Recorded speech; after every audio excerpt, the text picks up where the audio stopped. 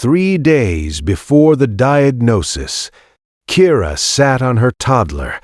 That is the sentence Marcus Delacroix used when he told the story later.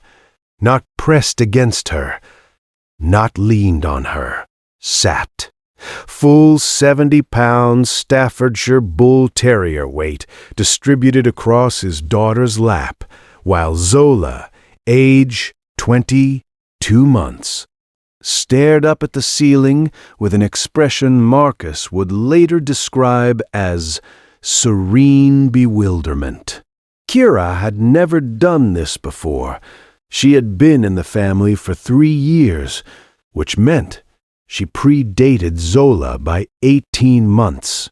She was the kind of dog that other people crossed the street to avoid, and that his mother had, in the first week, asked him directly to rehome.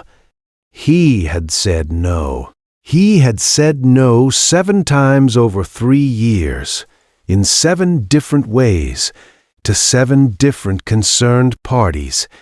Kira had never once given him a reason to say yes.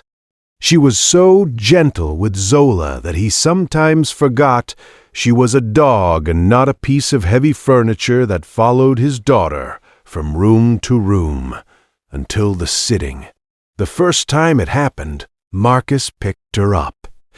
Kira stepped off without protest, waited until he set Zola down, and sat on her again. He was a structural engineer. He understood load distribution. He calculated, standing in his kitchen on a Wednesday afternoon, that Kira was applying approximately 11 pounds per square inch to his daughter's lap. Zola was not in distress. Zola was holding Kira's ear and looking at the ceiling light with the expression of someone who has decided to enjoy the situation. The second time it happened was the following morning. The third time was that night.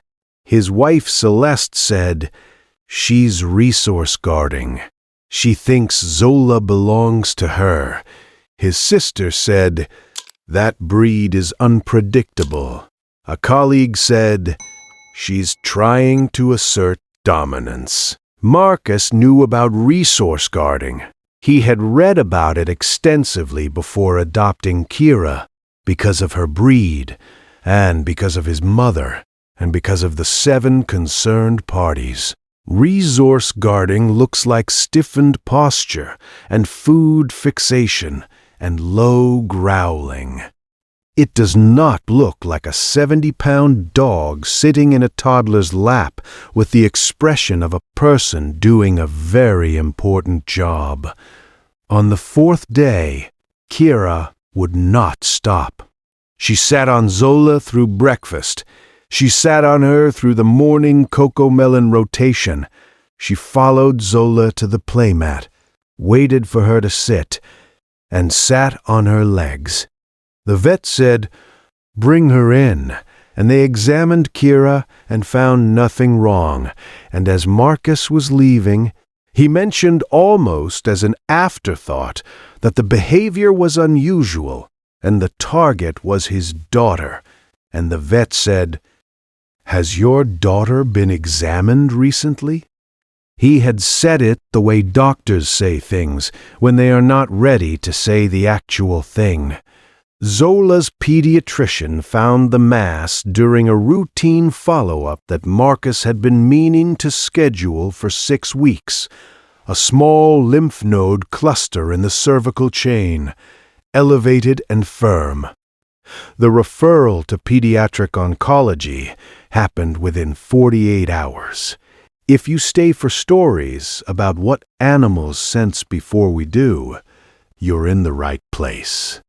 Subscribe so you don't miss the next one. The oncologist at Children's National was a woman who had been in practice for 22 years and who had, by her own count, heard the dog story 4 times in that span. She explained it the way she explained things she could not fully explain, with precision and honesty about the limits of that precision.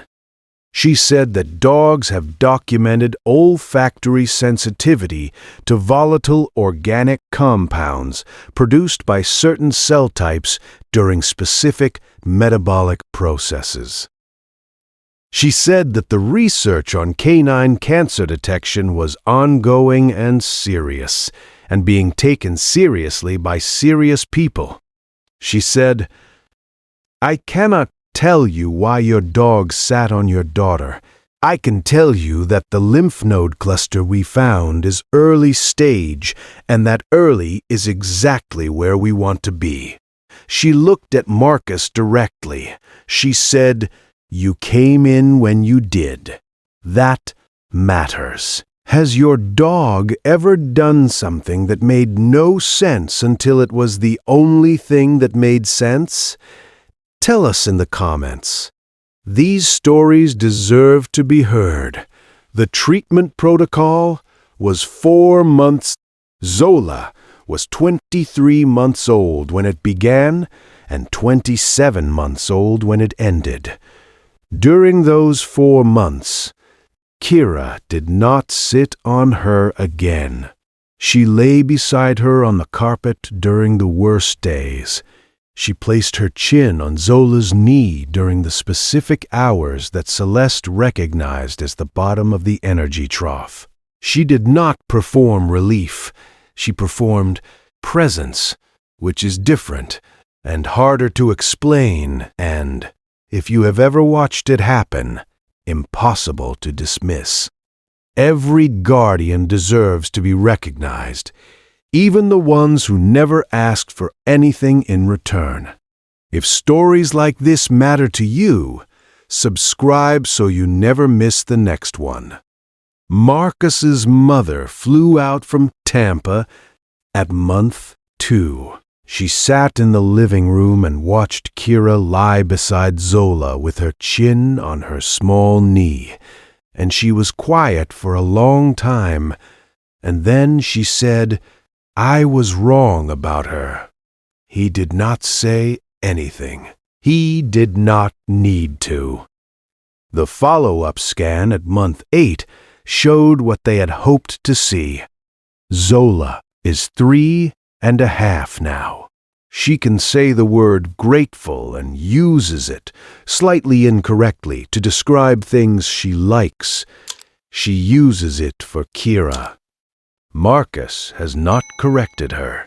Tomorrow, there is a story about an animal whose nightly patrol saved a family from something invisible, and a mother who almost called the shelter before she understood what he was trying to do.